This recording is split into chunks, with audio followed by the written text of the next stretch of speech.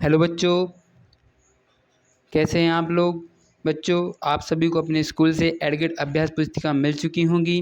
जैसा कि आप सभी को दिख रहा होगा कि मैं आज इस वीडियो में समाज विज्ञान कक्षा 8वीं की अभ्यास पुस्तिका के हल लेकर आया हूं। तो सबसे पहले मैं आप सभी को एक थोड़ी सी जानकारी दे देता हूं कि जो यह अभ्यास पुस्तिका है यह 2024-25 की अभ्यास पुस्तिका है और ये नई अभ्यास पुस्तिका है, ये पुरानी अभ्यास पुस्तिका नहीं है। आप कंफ्यूज मत होइएगा इस चीज़ में। ये इधर लिखा है 2024-25 और मैंने थंबनेल में भी लिख दिया है 2024-25। और अगर आप जब भी सर्च करें तो एडगेट अभ्यास पुस्तिका लिखें, उसके बाद आप अपना विषय लिखें, कक्षा लिखें और उसके बाद वर्ष 2024-25 लिखना ना भूलें। ठीक है, उसके बाद सर्च करेंगे तो आपको अब 2024-25 की अभ्यास पुस्तिका मिल जाएंगी। और अगर तब भी आपको प्रॉब्लम जाती है तो आप मेरे चैनल को सब्सक्राइब कर लीजिए। एक्सप्लोर टूवर्ड्स स्टडी मेरे चैनल का नाम है। क्या नाम है? Explore towards study. तो मेरा चैनल आ जाएगा, वहाँ पर मैंने सभी विषयों के हल, सभी विषयों के, सभी कक्षाओं के एडगेट अभ्यास पुस्तिका के हल अपलोड कर दिए हैं और जो अपलोड नहीं हुए हैं वह धीरे धीरे अपलोड हो जाएंगे। तो आप चैनल को सब्सक्राइब अवश्य कर लीजिए। तो देखिए, चलिए देखते हैं इस वीडियो में। सबसे पहले यहाँ पर मैं आपको आज ये चैप्टर करवाने जा रहा हूँ। तो ये आपके पहले इतिहास है, तो पहले इतिहास के 8 चैप्टर हैं। फिर उसके बाद यहाँ पर ये देखिए भूगोल के 13 चैप्टर हैं। उसके बाद देखिए यहाँ पर राजनीतिक विज्ञान के आपको 21 चैप्टर दिए गए हैं। फिर ठीक है बच्चों, इसके बाद आगे बढ़ते हैं। तो चलिए देखते हैं अध्याय 3। अध्याय 3 में यहाँ पर हमें दिया गया है कि ग्रामीण क्षेत्र पर शासन चलाना। अध्याय 3 का क्या है? अध्याय 3 में ग्रामीण क्षेत्र पर शासन चलाना। चलिए देखिए, पहला प्रश्न क्या है? जो ग्रामीण क्षेत्र रहते वहाँ पर शासन कैसे चलता है ना? पहले कैसे चलता था? तो किस व्यवस्था के अंतर्गत कंपनी के द्वारा राज्यों और तुलकदारों को जमींदारों के रूप में मान्यता दी गई थी? तो यहाँ पर स्थायी बंदोबस्त के रूप में मान्यता दी गई थी। मलाहवारी व्यवस्था में मलाह शब्द का अर्थ क्या है? तो इसमें मलाह शब्द का क्या है अर्थ? ग्रामीण समूह, ग्राम समूह इसमें क्या है, इसका अर्थ है। सही उत्तर है। उसके बाद देखिए, भारत में नील उत्पादन के प्रमुख केंद्र क्या हैं? तो भारत में नील उत्पादन के सबसे महत्वपूर्ण प्रश्न हैं कि यह क्या है? बंगाल और बिहार। बंगाल और बिहार क्या हैं? भारत में नील उत्पादन के सबसे महत्वपूर्ण केंद्र हैं। उसके बाद देखिए चौथा प्रश्न, ब्रिटिश शासन में 1 बीघा की माप क्या थी? 1/3 एकड़। मतलब जो एक एकड़ रहता है उसका 1/3 क्या कहलाता है? 1 बीघा कहलाता है। उसके बाद देखिए, स्थायी बंदोबस्त भू राजस्व व्यवस्था किस गवर्नर के कार्यकाल में लागू की गई थी? तो लॉर्ड कॉर्नवालिस के कार्यकाल में क्या की गई थी? यह व्यवस्था लागू की गई थी। उसके बाद देखिए यहाँ पर रिक्त स्थान आ चुके हैं, रिक्त स्थान की पूर्ति कीजिए। जमींदारों को कृषि भूमि पर खालिस्तान भू राजस्व व्यवस्था में मालिक माना गया। तो स्थायी बंदोबस्त के लिए माना गया था। उसके बाद देखिए, होल्ड मैकेंजी द्वारा महालवाड़ी व्यवस्था भू राजस्व व्यवस्था तैयार की गई थी। तो महालवाड़ी व्यवस्था द्वारा, ठीक है। उसके बाद चंपारण आंदोलन खालिस्तान के विरुद्ध हुआ था, तो अंग्रेजों के द्वारा हुआ था। रैयत व्यवस्था टॉमस मुनरो गवर्नर के समय लागू की गई थी, ठीक है। दक्षिण भारत में स्थायी बंदोबस्त के स्थान पर रैयतवारी या रैयतवारी भू राजस्व व्यवस्था लागू की गई थी, ठीक है। उसके बाद देखिए 7वां प्रश्न कि बंगाल में कंपनी द्वारा खरीदी जाने वाली वस्तुओं का मूल्य दोगुना क्यों हो गया था? तो कंपनी किसानों से भारी भरकम लगान चाहती थी और ज़्यादा से ज़्यादा राजस्व हासिल करना चाहती थी, जबकि उनकी कोशिश थी कि दवाई कम से कम कीमत पर बढ़िया सूती और रेशमी कपड़े खरीदें। इसी कारण कुछ वर्षों में बंगाल में कंपनी द्वारा खरीदी जाने वाली वस्तुओं का मूल्य दोगुना हो गया था, ठीक है। उसके बाद देखिए 8वां प्रश्न 8वां प्रश्न हमसे क्या पूछा रहा है कि कंपनी द्वारा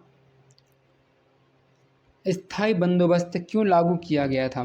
तो कंपनी द्वारा 1753 में स्थायी बंदोबस्त इसलिए लागू किया गया था ताकि उन्हें नियमित रूप से राजस्व की प्राप्ति हो सके और जमींदारों को ज़मीन में सुधार के लिए खर्च करने का प्रोत्साहन मिलेगा।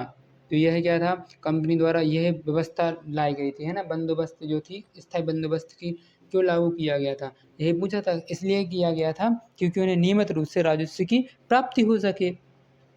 अगर आप इतना भी लिख देते हैं कि नियमित रूप से राजस्व की प्राप्ति हो सके तो भी आपका आंसर सही हो जाएगा। ठीक है, उसके बाद देखिए, बंगाल अर्थव्यवस्था की गहरे संकट में आने से किसानों पर क्या प्रभाव पड़ा। जो बंगाल अर्थव्यवस्था थी उसके गहरे संकट में आने से किसानों पर क्या प्रभाव पड़ा। जो बंगाल की अर्थव्यवस्था थी उसके गहरे संकट आ गए थे, भाई उसकी अर्थव्यवस्था डूबने लगी होगी, तो उस पर क्या प्रभाव पड़ा था। तो बंगाल अर्थव्यवस्था के गहरे संकट में आने से किसानों की खेती और और भी चपेट चपेट हो गई, मतलब खराब हो गई थी खेती एक प्रकार से, और उन्हें लगान चुकाने में परेशानी होने लगी थी। साथ ही बहुत सारे किसान भुखमरी के कारण की मृत्यु हो चुकी थी उनकी, है ना।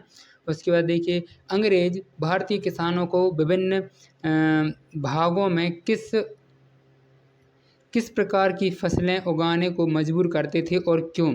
तो यह इसका आंसर क्या हो जाएगा। अंग्रेज भारतीय किसानों को बंगाल में पटसन, असम में चाय, संयुक्त प्रांत में गन्ना, महाराष्ट्र में कपास और मद्रास में चावल उगाने के लिए मजबूर करते थे। इसके पीछे उनका उद्देश्य यूरोप की ज़रूरत के हिसाब से सही फसलें पैदा करना था। ठीक है, अंग्रेज क्या करवाते, ज़बरदस्ती ये सब फसलें करवाते थे, मतलब पैदा करवाते थे किसानों से भारत की। चलिए 11 प्रश्न क्या था, नील और, अगर आप चाहते हैं कि पूरा अध्याय समझना चाहते हैं तो मैं इसकी अलग से एक वीडियो बनाऊंगा। अगर आप चाहते हैं इसी प्रकार गणित की अगर अच्छे से आप समझना है, समाज विज्ञान, जिसका जो भी डाउट हो कमेंट करिए, मैं पढ़ूंगा। जो सबका कमेंट रहेगा एक सा रहेगा तो मैं उस पर आपको बताऊंगा जो भी रहेगा, तो ठीक है। उसके बाद देखिए अगला प्रश्न, नील और बोर्ड के पौधों में अंतर बताइए। नील का पौधा मुख्य रूप से उष्णकटिबंधीय इलाके में उगता है, जबकि बोर्ड का पौधा होता है वह शीत क्षेत्र में उगता है, शीतोष्ण क्षेत्र में उगता है। नील के कपड़े को रंगने पर चमकदार नीला रंग मिलता है, जबकि बोर्ड से मिलने वाले रंग बेजान एक फीका होता है। ठीक है, उसके बाद देखिए, नील की खेती के मुख्य 2 तरीके कौन से थे। तो जब नील की खेती होती थी उसको करने के 2 तरीके कौन से थे। तो नील की खेती 2 निजी और रैयत निज खेती की व्यवस्था में बागान मालिक खुद अपनी ज़मीन पर नील की उत्पादन करते थे, जबकि रैयती में बागान मालिकों के द्वारा रैयत के साथ अनुबंध किया जाता था। ये 2 तरीके से खेती की मुख्य खेती होती थी इनकी। उसके बाद देखिए, जो नील के व्यापार थे बढ़ाने के लिए अफसर और व्यावसायिक एजेंट किस प्रकार कार्य करने लगे थे। तो नील के, यहाँ नील है, नील के उत्पादन में पैसा लगाना, नील में कारोबार में ध्यान देने के लिए नौकरियां छोड़ दी। भारी मुनाफे की उम्मीद से स्कॉटलैंड और इंग्लैंड के बहुत सारे लोग भारत आए, उन्होंने नील के बागान लगा लिए। ठीक है, उसके बाद देखिए 14वां, महालवारी और रैयतवारी भू राजस्व व्यवस्था में क्या अंतर था। तो महालवारी व्यवस्था को लॉर्ड विलियम बेंटिक ने आगरा और अवध के लोकप्रिय बनाया था। इसके बाद में इसे मध्य प्रदेश और पंजाब तक बढ़ाया गया। लगान वसूलने जमा करने की जिम्मेदारी गांव के मुखिया की थी। इस प्रणाली में लगान का भुगतान करने के लिए जिम्मेदारी व्यक्तिगत किसान पर होती और रैयत कहा जाता था, इसको रैयतवाड़ी कहा जाता था, है ना। उसके बाद देखिए, किसानों को नील की खेती करने के लिए क्या मुख्य समस्याएं आ रही थी। तो जो किसान थे उनको नील की खेती में करने में क्या समस्या आ रही थी भाई।